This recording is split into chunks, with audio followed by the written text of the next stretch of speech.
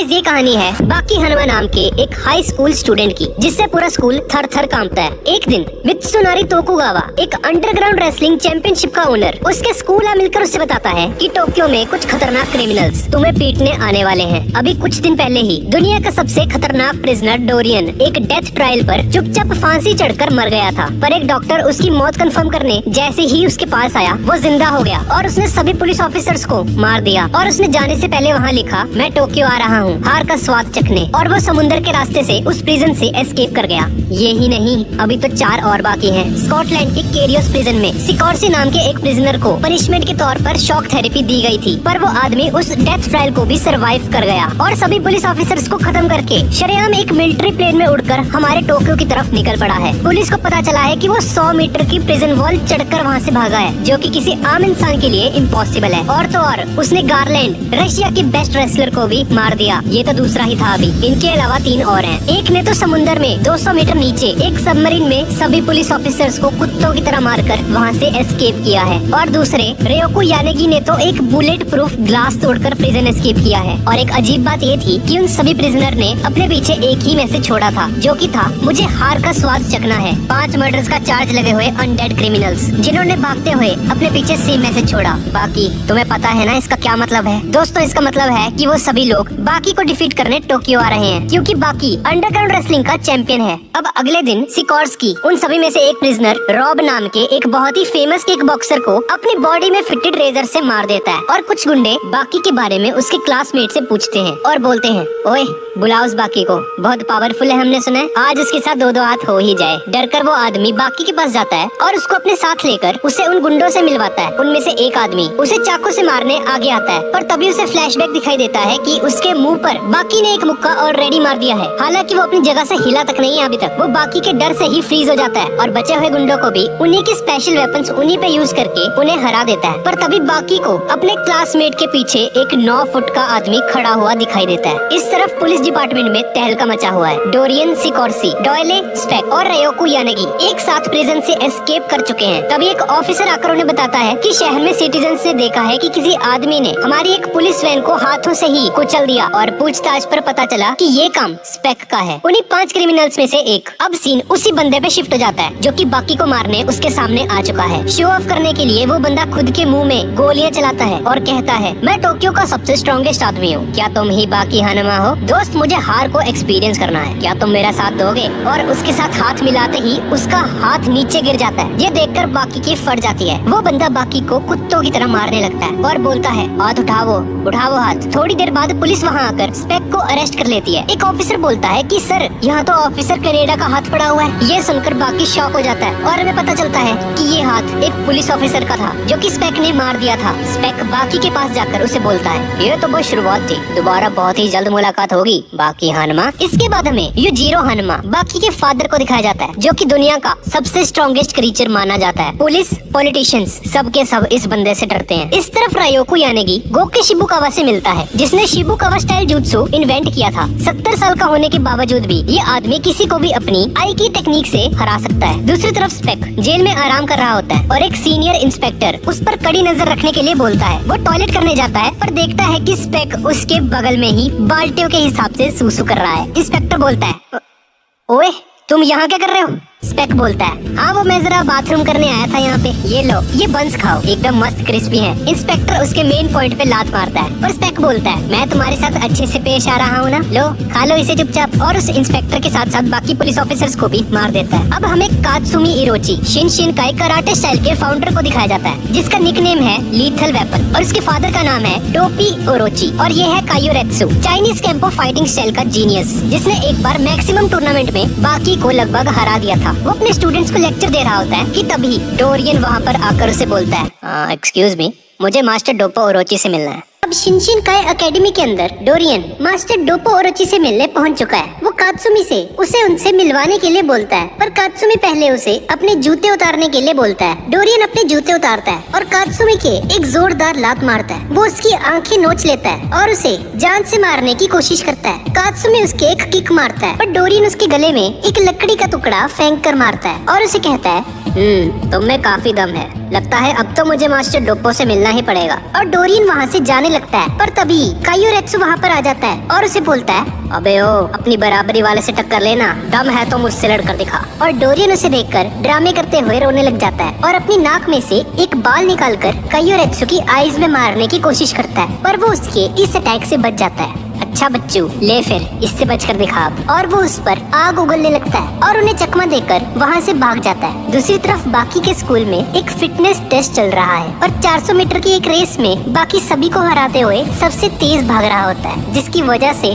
जमीन में गड्ढे पड़ जाते हैं। और लॉन्ग जंप में भी बाकी क्रॉस लाइन को ही पार कर देता है, जिसे देखकर सभी स्टूडेंट्स हैरान रह जाते हैं। उसके टीचर को समझ नहीं आता कि ये इतना स्ट्रॉन्ग कैसे है। और तो और पुलअप करते हुए बाकी पुलअप बार को ही तोड़ देता है, जिसकी वजह से उसका टीचर उस पर काफी गुस्सा होता है, क्योंकि वो एक भी टेस्ट ठीक से कंप्लीट नहीं कर पाया था अभी तक और उसके स्कोर्स काफी कम थे। इसलिए बाकी अपने टीचर से बोलता है कि क्या अगर वो 1500 मीटर की रेस का वर्ल्ड रिकॉर्ड तोड़ दे तो क्या वो उसे पास कर देंगे इस टेस्ट में। उसका टीचर उसे बोलता है, 1500 मीटर 3 मिनट 26 सेकंड का रिकॉर्ड है, ये तुम कैसे तोड़ पाओगे। पर बाकी बोलता है, सर मुझ पे भरोसा रखिए, मैं ये कर लूंगा। बाकी अपने कपड़े उतार देता है और रेस के लिए रेडी हो जाता है। रेस शुरू हो जाती है और बाकी शुरुआत में ही रेस में सबसे आगे निकल जाता है, पर तभी उसे मसल क्रैम्प्स आ जाते हैं, जिसकी वजह से एंड में वो लास्ट पोजीशन पर आता है। और बाकी का टैलेंट देखकर वो टीचर उसे पास कर देता है। इस तरफ मित्सुनारी कांजी इगारी से मिलता है, जिसने मैक्सिमम टूर्नामेंट में बाकी को लगभग हरा दिया था। पर तभी सिकोर्सी वहाँ पर आकर उस पर हमला कर देता है और एक एम्बुलेंस उसे लेकर जाती है और मित्सुनारी सिकोर्सी को अपने साथ लेकर वहाँ से निकल पड़ता है। इस तरफ पुलिस स्टेशन में स्पेक ने I will be back soon का एक पर्चा लगाया होता है अपने सेल के बाहर और मित्सुनारी और सिकोर्सी एक जगह पर आकर देखते हैं कि वो सारे क्रिमिनल्स एक साथ वहाँ पर आ चुके हैं। मित्सुनारी उनका स्वागत करता है और बताता है कि मैं स्टेडियम का मालिक हूँ और अब ये बताओ कि तुम सब यहाँ पर क्यों आए हो। डोरियन बताता है, ये कैसा सवाल है, ये जापान की सबसे फेमस जगह है जहाँ दुनिया के सबसे बेस्ट फाइटर्स आते हैं। डोले बोलता है, मैं अपने मन की करता हूँ, मुझे यहाँ पर आना था इसलिए मैं यहाँ पर आ गया। और तभी बाकी मित्सुनारी से मिलने वहाँ पर आ जाता है और बोलता है, सर मुझे आपसे कुछ बात करनी थी। वो सभी लोग बाकी को नोटिस करते हैं और तभी डोप्पो ओरोची और कुछ और खतरनाक फाइटर्स वहाँ पर आ जाते हैं। अब वो 5 क्रिमिनल्स और टोक्यो के 5 बेस्ट फाइटर्स आमने सामने आ चुके हैं और ये है डोप्पो ओरोची, शिनशिनकाई कराटे स्टाइल का असली फाउंडर, और ये है कारोई यानामा और ये यानामा गैंग का बॉस भी है। मित्सुनारी उन्हें बताता है कि ठीक इसी जगह पर कुछ साल पहले मैक्सिमम टूर्नामेंट हुआ था, जो कि हिस्ट्री का सबसे ज्यादा खतरनाक टूर्नामेंट था और उसे जीता था बाकी हानमा। इस 17 साल के लड़के ने। उन क्रिमिनल्स को उसकी इस बात पर यकीन नहीं होता और मित्सुनारी उसे इस टूर्नामेंट के रूल्स के बारे में बताने ही लगता है कि तभी ये बंदा बोलता है, कोई रूल्स नहीं है इसमें, ये गेम अभी से शुरू कर दो, फर्क नहीं पड़ता कि तुम कहाँ हो, किसके साथ हो, नहा रहे हो, जीएफ के साथ हो, जहाँ मर्जी चाहो फाइट कर सकते हो। उन 10 लोगों की फाइट शुरू हो जाती है। बाकी बोलता है, चलो ठीक है फिर मैं चलता हूँ, मुझे होमवर्क भी करना है, और ये बोलकर बाकी वहाँ से चला जाता है। दूसरी तरफ वो इंस्पेक्टर देखता है कि स्पेक अपने सेल में वापस आ चुका है। दूसरी तरफ डोरियन और डोप्पो कहीं पर जा रहे होते हैं कि तभी काइयोरेत्सु उससे पहले का बदला लेने उसके सामने आ जाता है और डोप्पो ओरोची उसके एक जोरदार लात मारता है। वो पहले से ही मौके की तलाश में था डोरियन को पीटने के लिए। डोरियन उस पर अपने आग वाले लाइटर से हमला करता है पर डोप्पो ओरोची उसके इस अटैक को आसानी से रोक देता है और बोलता है, हा ये मेरा परफेक्ट डिफेंस है जो कि किसी मिसाइल से भी नहीं टूटने वाला। इस तरफ कांजी अकारी सिकोर्सी से बदला लेने उसके सामने आ चुका है और कुछ गुंडे भी लाया है अपने साथ और वो सभी लोग सिकोर्सी को पकड़ लेते हैं। वापस डोप्पो ओरोची की तरफ हम लोग देखते हैं कि डोरियन उसका हाथ एक धागे से काट देता है। दरअसल डोरियन के पास एक स्पेशल लाइटर होता है जिसमें एक मकड़ी के जाले से भी ज्यादा पतला और नायलॉन से भी ज्यादा स्ट्रॉन्ग धागा निकलता है। डोरियन बोलता है, ये धागा साइंस के नजरिए से एक चमत्कार है, बहुत पहले से मैजिशियंस भी ऐसे ही धागे यूज करते हैं अपने ट्रिक्स के लिए। और ओरोची समझ जाता है कि जब उसने उसकी किक मारी थी पहले, तभी उसने मौके का फायदा उठाकर वो धागा उसके हाथ में डाल दिया था। पर ओरोची को इसकी आदत थी। दरअसल ट्रेनिंग के दौरान उसका हाथ बहुत बार टूट चुका था और तभी वो उसके मुंह पर एक जोरदार मुक्का मार देता है और डोरियन नीचे जमीन पर गिर जाता है। इस तरफ कांजी और उसके दोस्त सिकोर्सी को मारने का कोई प्लान बना रहे होते हैं। कांजी उसे 5 गोलियां मारता है पर इससे उसे कुछ भी नहीं होता। वो उसके साथियों को मार देता है और कांजी सरेंडर कर देता है और कहता है प्लीज मुझे जाने दो।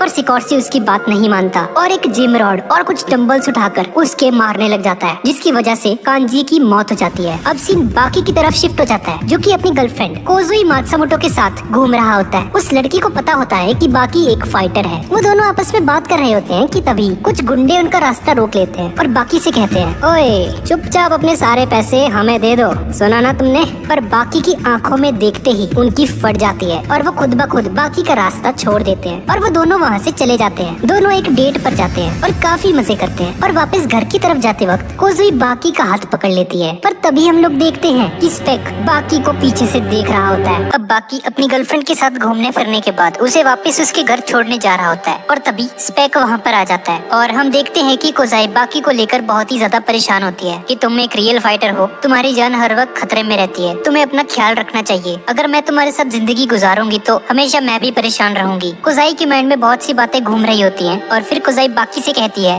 कि तुम जिनके साथ लड़ते हो उनकी भी तो फैमिली है ना, उनके भी तो बीवी बच्चे हैं। अगर उन्हें कुछ हो जाता है तो क्या उनके बीवी और बच्चे तुमसे नफरत नहीं करेंगे? और जैसे ही कोजाई बोलती जा रही होती है बाकी उसे गले से लगा लेता है और उसे कहता है बस खामोश हो जाओ, अब फाइटर्स अपनी मर्जी के साथ ऐसा रास्ता चुनते हैं। मैंने पिछले 17 सालों में कोई भी अच्छी चीज नहीं देखी है। मेरे डैड और मेरी मॉम मुझसे नफरत करते थे और वो हमेशा से चाहते थे कि मैं दुनिया का सबसे स्ट्रॉन्गेस्ट पर्सन बनूं। मैंने यही रास्ता चुना है और मेरी जिंदगी का यही मकसद है। मैं अपने डैड को हराऊंगा और इस रास्ते पर चलते हुए मुझे कुछ हो जाता है तो मुझे उस चीज का जरा भी अफसोस नहीं होगा। और अगर तुम मेरे साथ चलना चाहती हो तो तुम भी मेंटली तैयार रहना। मैंने अगर मेरी मॉम के अलावा किसी और पर आज तक ट्रस्ट किया है तो वो तुम हो कोजाई। वो दोनों आपस में बात कर रहे होते हैं कि तभी स्पेक वहाँ पर आ जाता है और फिर वो जैसे ही बाकी पर अटैक करने वाला होता है तो बाकी घूर कर स्पेक की तरफ देखता है तो स्पेक वहीं पर खड़ा खड़ा मानो जम सा जाता है। लेकिन इसी दौरान हानायामा वहाँ पर पहुँच जाता है और वो स्पेक की जबड़े को पकड़ लेता है और उसे बाकी से दूर फेंक देता है। वो बाकी और कोजाई की जान बचा लेता है और कहता है तुम्हारी लड़ाई मुझसे है, तुम बाकी से दूर रहो। और अब स्पेक और हानायामा की फाइट शुरू हो जाती है। स्पेक एक जोरदार लात हानायामा के मुंह पर मारता है, उसके नाक से खून निकलने लग जाता है और अब वो अपने कपड़े उतार देता है और हम देखते हैं कि यानाहामा के बैक पर एक बहुत ही मस्त सा टैटू होता है जिस पर कई तलवारों के निशान भी होते हैं। ये जो टैटू आप देख रहे हो ये यानाहामा फैमिली के लीडर्स का एक सिंबल है और ये टैटू सिर्फ वही इंसान बना सकता है जिसके पास बहुत ही ज्यादा स्ट्रेंथ होती है। और इस टैटू पर ये स्वॉर्ड के निशान तब आते हैं जब यानाहामा एक पूरी की पूरी गैंग के साथ अकेला ही फाइट करने पहुंच जाता है। और ये स्टोरी जानने के बाद उन दोनों के बीच में फाइट शुरू हो जाती है। स्पेक अपने हाथ में आने वाली हर चीज के जरिए हानायामा पर हमला करना शुरू कर देता है। कभी वो यानाहामा का जूता पकड़कर उस पर अटैक करता है और कभी वो बेंचेस को उठाकर हानायामा की बैक पर मारने की कोशिश करता है। पर इन छोटी मोटी चोटों का हानायामा पर कुछ ज्यादा असर नहीं होता और वो अपने फाइटिंग स्टांस को अपना लेता है। ये देखकर स्पेक भी काफी ज्यादा एक्साइटेड हो जाता है और कहता है बहुत खूब, काफी अरसा गुजर चुका है, एक स्ट्रॉन्ग ओपोनेंट मिले। इतने सालों के बाद कोई ताकतवर ओपोनेंट मुझे मिला है। तुम तो स्टैचू ऑफ लिबर्टी की तरह आराम से खड़े हो गए हो, जैसा हाल मैंने स्टैचू ऑफ लिबर्टी का किया था।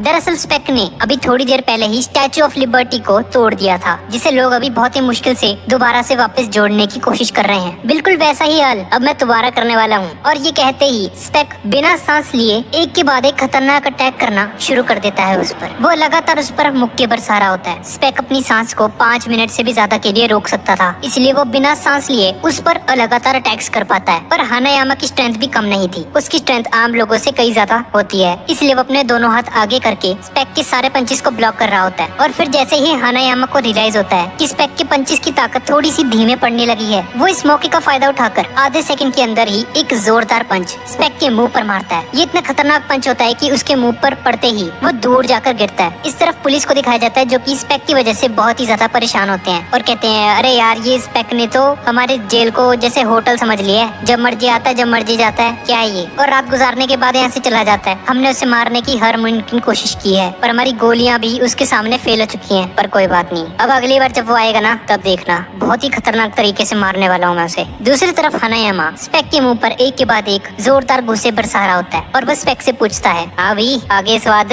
तुम्हें हार का मजा चखना था ना, लो मजा आ रहा है अब। हानायामा के पंचेस को बर्दाश्त करने की ताकत तो किसी में भी नहीं होती है, इसलिए स्पेक की हालत धीरे धीरे खराब होने लग जाती है और फिर अचानक से ही स्पेक हार मान लेता है। हानायामा ये देखकर काफी ज्यादा हैरान हो जाता है कि ये इतनी आसानी से कैसे अपनी डिफीट मान ली, पर हमें पता चलता है कि ये स्पेक की एक चाल थी। दरअसल उसके हाथ में 6 कारतूस होते हैं जिसे वो हानायामा के मुंह में डालकर उसका मुंह बंद कर देता है, जिसकी वजह से वो गोलियां फट जाती हैं और हानायामा का जबड़ा तकरीबन आधा टूट चुका होता है उस धमाके की वजह से, और अब वो बहुत ही ज्यादा बुरी हालत में होता है। पर हानायामा नीचे गिरने से पहले स्पेक के मुंह पर एक जोरदार पंच मार देता है और इस फाइट का विनर हानायामा निकलता है। दूसरी तरफ पुलिस देखते हैं कि हानायामा ने स्पेक को बुरी तरह से पीट दिया है और उसे कॉलर से पकड़ रखा है। पुलिस हानायामा का शुक्रिया अदा करती है कि तुमने इतने खतरनाक क्रिमिनल को पकड़ लिया है। पुलिस हानायामा को पहले से ही जानती थी, इसलिए वो उसकी काफी रिस्पेक्ट भी करते थे और उसे जाने देती है। और जैसे ही हानायामा वहाँ से जाने लगता है और स्पेक को गिरफ्तार करने के बाद उसे पुलिस की गाड़ी में बिठाया जाता है, तो स्पेक पुलिस वालों पर अटैक कर देता है और देखते ही देखते उन सभी पुलिस ऑफिसर्स को मार देता है। और फिर वो सभी पुलिस ऑफिसर्स को मारकर पुलिस की गाड़ी को अपने हाथों में उठा लेता है और हानायामा पर गिरा देता है और एक रॉड के जरिए हानायामा के फेस पर अटैक करने की कोशिश करता है और उसे मारते हुए कहता है, तुम्हारे पास मौका था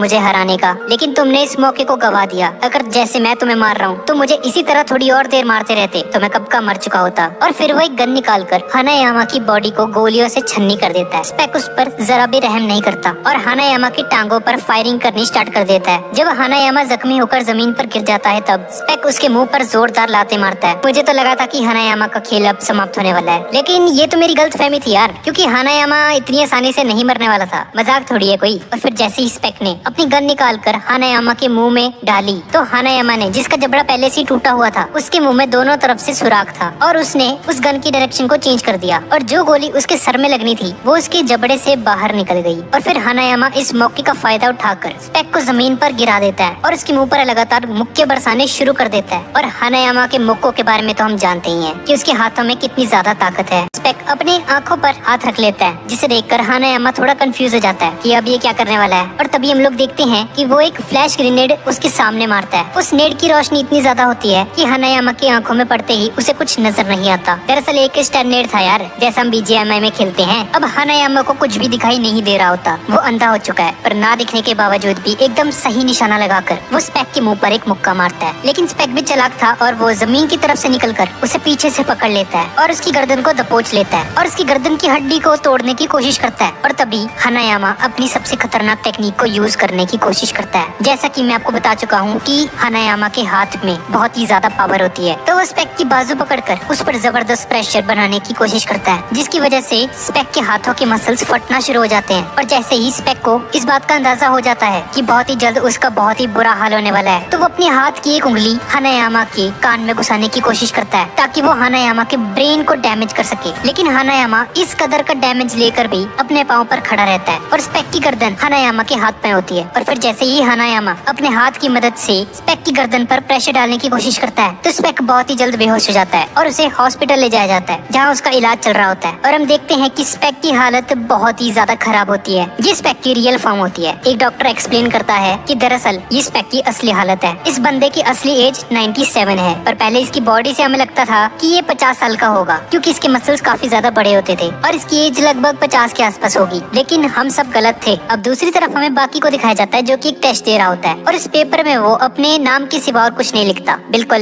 मेरी तरह। और तभी बाकी का टीचर उसे समझाता है कि तुम्हें ठीक से स्टडी करनी चाहिए। मैं जानता हूँ कि तुम फिजिकल टेस्ट में सबसे ज्यादा नंबर लेकर आए हो, पर सिर्फ बॉडी बनाने से कुछ नहीं होगा। इंसानों ने जितनी भी तरक्की की है वो अपनी बॉडी से नहीं बल्कि अपने दिमाग से की है। और तभी वो टीचर खिड़की की तरफ चला जाता है, जहाँ एक शख्स रनिंग ट्रैक से उनके स्कूल की तरफ ही आ रहा होता है। वो बंदा खिड़की तोड़कर बाकी के क्लासरूम में आ जाता है और उसे देखकर सभी लोग बहुत ही ज्यादा शॉक हो जाते हैं। उस टीचर को अपनी आंखों पर यकीन नहीं आता कि ये बंदा उड़ कैसे सकता है। और ये बंदा कोई और नहीं बल्कि उन 5 क्रिमिनल्स में से एक डॉयले था, जो कि मेरा फेवरेट है। और वो बाकी से कहता है कि भाई ये टीचर तुम्हें इतना कुछ बोल गया, अगर मैं तुम्हारी जगह होता ना तो भाई मैं ना सहता। इसके मुंह पे एक जोरदार पंच मार देता। उस टीचर के मुंह पर एक जोरदार पंच मार देता है। ये देखकर बाकी रोने का नाटक करने लगता है और बोलता है मुझे तो डर लग रहा है, प्लीज मुझे छोड़ दो, मुझे कुछ मत करना, तुम तो बहुत ही ज्यादा ताकतवर हो, क्या तुम मुझे मारने आए हो। और इससे पहले कि डॉयले बाकी लोगों पर अटैक करता, बाकी एक जोरदार किक डॉयले के मुंह पर मारता है और इन दोनों के बीच फाइट शुरू हो जाती है। डॉयले एक चाकू निकाल लेता है और लड़ने के लिए तैयार हो जाता है और कहता है बहुत खूब, तुम सिर्फ 17 साल के हो लेकिन हर खतरे को भांप लेते हो, तुम जानते हो कि तुम्हारा दुश्मन कितना ताकतवर है और उसके साथ कैसे फाइट करनी है। लेकिन बाकी डॉयले की बातों पर ध्यान नहीं देता और क्लासरूम की खिड़की से जंप मारकर नीचे आ जाता है। उसके भागने का पर्पस सिर्फ यही होता है कि उसकी क्लास वालों को ये पता ना चल जाए कि वो एक अंडरग्राउंड रेसलर है, क्योंकि अगर उन लोगों को पता चल गया पूरा का पूरा स्कूल उससे डरने लगेगा। और जैसे ही बाकी नीचे पहुंचता है, बाकी एक माली के पास से गुजरता है जो कि कुछ पत्तों को काट रहा होता है, या फिर कहूँ तो नाटक कर रहा होता है। और जैसे ही बाकी उसे गुड मॉर्निंग कहता है तो वो बंदा बाकी पर अपनी कुल्हाड़ी पहाड़ी से अटैक कर देता है। दरअसल ये कोई माली नहीं, ये यानागी है, उन्हीं 5 क्रिमिनल्स में से एक, और इन सभी में से सबसे ज्यादा खतरनाक है। और फिर देखते ही देखते यानागी अपने हाथ में मौजूद उन वेपन्स को घुमाना शुरू कर देता है। वो एक ननचक्कू की तरह वेपन होता है और उसके दोनों सिरों पर कांटों की तरह तेज कुल्हाड़ियां लटकी होती हैं। अगर वो वेपन बाकी की बॉडी से टकरा गया तो वो उसकी बॉडी को चीर डालेगा। और फिर वो अपने वेपन को घुमाता हुआ, जो कि एक चैन के साथ बंधा होता है, उसे जमीन पर गिरे हुए एक पत्थर की तरफ टकराता है। और वो पत्थर इतनी स्पीड से बाकी की तरफ आता है कि बाकी उसे ठीक से देख तक नहीं पाता, लेकिन किसी न किसी तरीके से उसे डॉज कर लेता है। बाकी को अंदाजा हो जाता है कि उसकी जान भी खतरे में है और यानागी एक के बाद एक अटैक करना उस पर शुरू कर देता है। और बाकी को उसके अटैक्स को डॉज करने में काफी ज्यादा मुश्किल आती है। और यानागी बाकी की तारीफ करते हुए से कहता है, तुम्हारी आंखें काफी तेज हैं। हालांकि मैंने अपने हथियार को एक रस्सी की चेन के साथ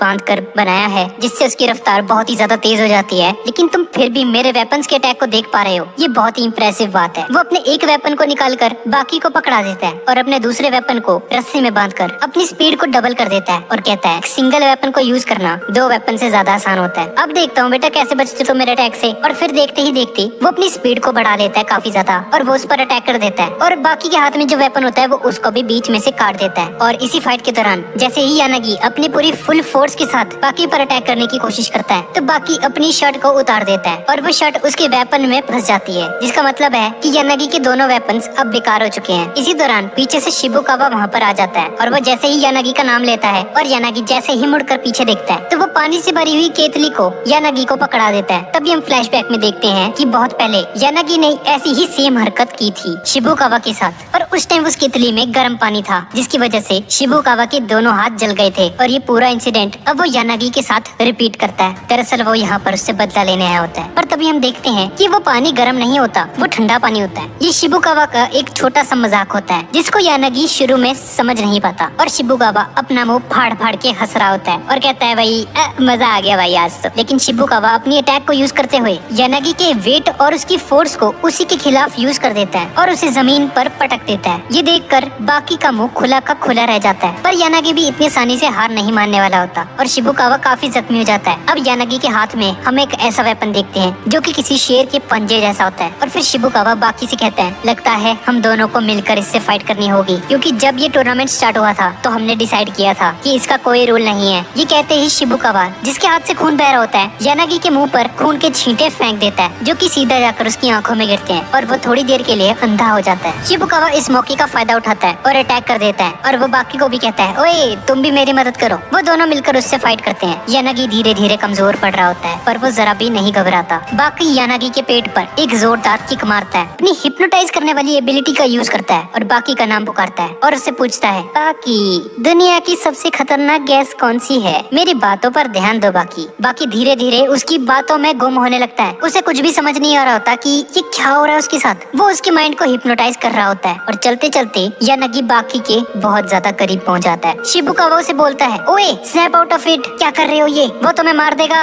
वो तुम्हारे पास आ रहा है बहुत ज्यादा। पर बाकी तो मानो किसी और ही दुनिया में होता है और यानागी इस मौके का फायदा उठाकर वो अपने गैस के हैंड को बाकी के नाक के पास आकर रख देता है, जिसकी वजह से बाकी बेहोश हो जाता है। उसकी आंखें खुली होती हैं और तभी दूसरी तरफ हम लोग देखते हैं कि एक सुमो रेसलर बेड पर लेटा हुआ होता है। दरअसल इस बंदे पर भी यानागी ने हमला किया था अपनी पॉइजनस गैस की मदद से, और क्योंकि सांस के जरिए जब कोई पॉइजनस गैस इनहेल की जाती है वो धीरे धीरे तुम्हारी पूरी बॉडी में फैलने लगती है और आप हिल डुल नहीं पाओगे। यही सेम चीज अभी बाकी के साथ हो रही थी। इसी टेक्निक की वजह से यानागी को ये टाइटल मिला था, जो कि था द पॉइजनर। बाकी एकदम बेहोश पड़ा होता है और फिर यानागी बाकी से पूछे हुए सवाल का जवाब देते हुए कहता है, मैंने तुमसे पूछा था ना कि सबसे पॉइजनस गैस कौन सी है? तो वो होती है ऑक्सीजन, क्योंकि हवा में 24 घंटे ऑक्सीजन होती है। हर एक बंदा ऑक्सीजन को इनहेल करता है और अगर मैं इसी ऑक्सीजन को अपनी ताकत बना लूं तो मैं अपने ओपोनेंट को आसानी से हराने में कामयाब हो पाऊंगा। और ये सब बोलने के बाद वो बाकी को जगाकर वहाँ से फरार हो जाता है। शित्सुनारी अपने सभी फाइटर्स को बुलाता है और रज्ज की गालियां देता है उन्हें, और वो खास तौर पर बाकी से कहता है कि तुम यानागी से हार जाओगे, ये मैंने कभी सपने में भी नहीं सोचा था। बाकी मेरा नंबर 1 फाइटर बगैर किसी रूल के हार गया, मैं बहुत ज्यादा हैरान हूँ। मुझे तुमसे ये उम्मीद नहीं थी। और उन सभी की इंसल्ट करने के साथ साथ उनको मोटिवेट भी कर रहा होता है कि मार्शल आर्ट का ये मतलब नहीं है कि तुम सभी को एक अखाड़े में फाइट करनी है, बस ऐसा नहीं होता। तुम्हारा दुश्मन कहीं भी आ सकता है, तुम्हें हमेशा रेडी रहना चाहिए। ये सब सुनकर यानाहामा गुस्से में आ जाता है और टोकुगावा को कॉलर से पकड़ लेता है और उसे कहता है, ओ बुड्ढे अपनी बकवास बंद कर तू, ठीक ठीक है, ये हमें पता है। ये सुनकर टोकुगावा को भी गुस्सा जाता है और वो यानाहामा के मुंह पर एक पंच मार देता है और उसे कहता है, ओए नीचे उतार मुझे डरा रहे हो तुम, ओए नीचे उतार मुझे। वो रोते हुए से कह रहा होता है कि मुझे तुम्हारे हारने का सबसे ज्यादा अफसोस है, क्योंकि मैं सपने में भी नहीं सोच सकता था कि तुम यानाहामा उन फुद्दुओं से हार जाओगे, और खास तौर पर बाकी तुम पर बहुत ज्यादा यकीन था मुझे, पर तुमने मेरी नाक कटा दी। बाकी ये सारी बातें सुन रहा होता है और उसे काफी गिल्टी महसूस होता है। बाकी वहाँ से जाने लगता है और फिर वो जैसे ही कमरे का दरवाजा खुलता है तो वो अपने सामने डोरियन को पाता है, जिसके हाथ में गैसोलीन होती है और हाथ में एक लाइटर। उसका प्लान होता है कि वो उन सभी फाइटर्स को एक ही जगह पर जला देगा, इस पहले कि वो गैसोलीन फेंक कर आग लगाता। तभी काटसुमी वहाँ पर पहुँच जाता है और उसके हाथ से वो लाइटर ले लेता है और डोरियन को नीचे गिराने के बाद वो सारा का सारा गैसोलीन डोरियन पर गिर जाता है। ये देखकर डोरियन थर थर कांप रहा होता है, क्योंकि काटसुमी उसके ऊपर लाइटर लेकर बैठा होता है और एक चिंगारी पड़ते ही वो मर जाएगा। इसी वक्त डोरियन सोचता है कि ये काफी बदल चुका है पहले से। काटसुमी उसका मजाक उड़ाते हुए से कहता है, अरे डरो मत,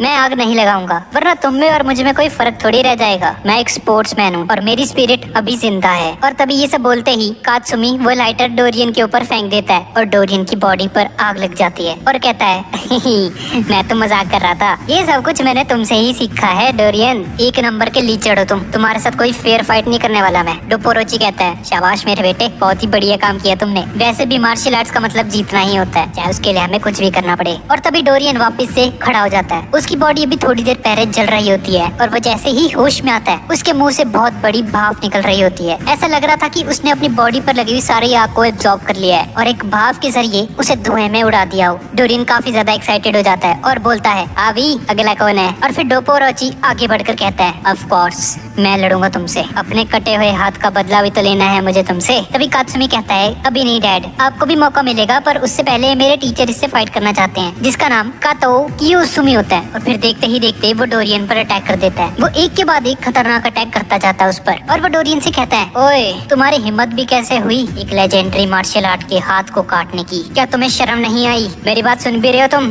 डोरियन उसकी बातों को इग्नोर कर रहा होता है। कात्सुमी बोलता है, लगता है तुम्हारे कान किसी काम के नहीं है, शायद तुम्हें ठीक से सुनाई नहीं देता है। चलो मैं तुम्हारी कान ही काट देता हूँ, सारा मसला ही खत्म हो जाएगा। और ये बोलते ही वो डोरियन के कानों को अपने हाथ से ही काट देता है। दरअसल उसके हाथ में एक बारीक सी स्ट्रिंग होती है, वो इस वेपन का यूज करता है उसके कान को काटने के लिए। डोपोरोची कहता है कि असल में कराटे क्या होते हैं मैं तुम्हें दिखाता हूँ। और ये बोलते ही वो एक जबरदस्त किक मारता है डोरियन के। वो तीनों आपस में बात कर रहे होते हैं कि तभी डोरियन इस मौके का फायदा उठाकर अपनी उस इनविजिबल स्ट्रिंग के जरिए कात्सुमी और उसके टीचर को उस स्ट्रिंग से बांध देता है। और फिर वो जैसे ही उनके टुकड़े टुकड़े करने वाला होता है, डोपोरोची अपने हाथ की मदद से ही उस स्ट्रिंग को काट देता है। ये देखकर डोरियन हैरान हो जाता है कि मेरे पास दुनिया की सबसे स्ट्रॉन्ग और सबसे पतली स्ट्रिंग है और इस बंदे ने अपने हाथ से ही उसे तोड़ दिया। ये कैसे हो सकता है? ये स्ट्रिंग तो इतनी मजबूत है कि ये किसी हेलीकॉप्टर को भी रोक सकती है, तो इस बंदे ने कैसे इसे तोड़ डाला? और जैसा कि हमें पता है कि डोपोरोची के हाथ बहुत ही ज्यादा स्ट्रॉन्ग होते हैं, डोरियन अपने मुंह से एक ग्रेनेड निकालता है और ग्रेनेड की पिन फेंकते ही एक जोरदार धमाके के साथ वहाँ से गायब हो जाता है। और इनसे उन लोगों को ज्यादा डैमेज नहीं होता और वो सभी लोग टोकुगावा की जान बचा लेते। और डोरियन एक पाइपलाइन की मदद से नीचे गटर में पहुंच जाता है अपनी जान बचाते हुए, जहाँ उसने सोने के लिए अपना एक बेड भी लगाया होता है। और फाइटिंग प्रैक्टिस करने के लिए बहुत अच्छी जगह भी होती है, जिसका मतलब है कि वो अंडरग्राउंड रहना पसंद करता है। और जैसे ही वो हेडफोन लगाकर सुकून से गाने सुन रहा होता है तो कात्सुमी उसका पीछा करते हुए वहाँ पर पहुँच जाता है और डोरियन से कहता है, तुम मुझसे बचकर नहीं भाग सकते बच्चू। डोरियन उसे देखकर कहता है, तुम वो इंसान नहीं हो जो मुझे हरा सकता है और हार का मजा चखा सकते हो। कात्सुमी से पूछता है कि तुमने इस जगह को क्यों चुना? डोरियन उसे बताता है कि बचपन में जब उसके परिवार पर फौज ने अटैक किया था तो वो लोग अंडरग्राउंड हो जाया करते थे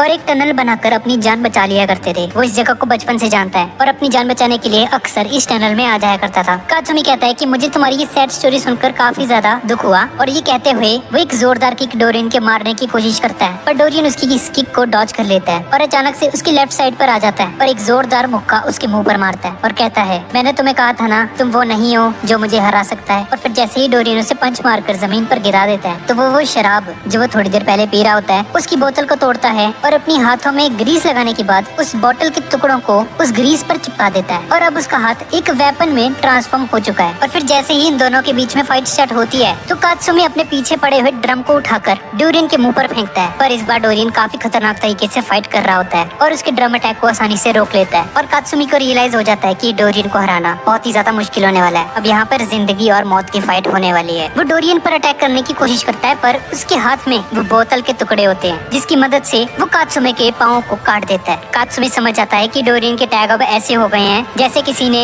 कांटों वाला आर्मर पहन लिया हो और इस पर सीधा अटैक करना खतरे से खाली नहीं है। और फिर डोरियन उसे कहता है तुम्हारे पंच में जान नहीं है, जाओ पहले डोपो ओरोची से कुछ सीख कर आओ। वो असली कराटे जानता है। ये सुनकर वो समझ आता है कि डोरियन उसे पोक कर रहा है, ये मेरा हौसला कम करना चाहता है। और वो कहता है कोई बात नहीं, जब मैं ये फाइट जीत जाऊंगा तो डोपो ओरोची भी मुझ पर नाज करेंगे। और इस सीरीज का पहला पार्ट यहीं पे खत्म हो जाता है। तो गाइस ये थी आज की वीडियो और अगर आपको इसका अगला पार्ट चाहिए तो नीचे कमेंट पे मुझे जरूर बताइएगा और हम मिलते हैं इसके अगले पार्ट में।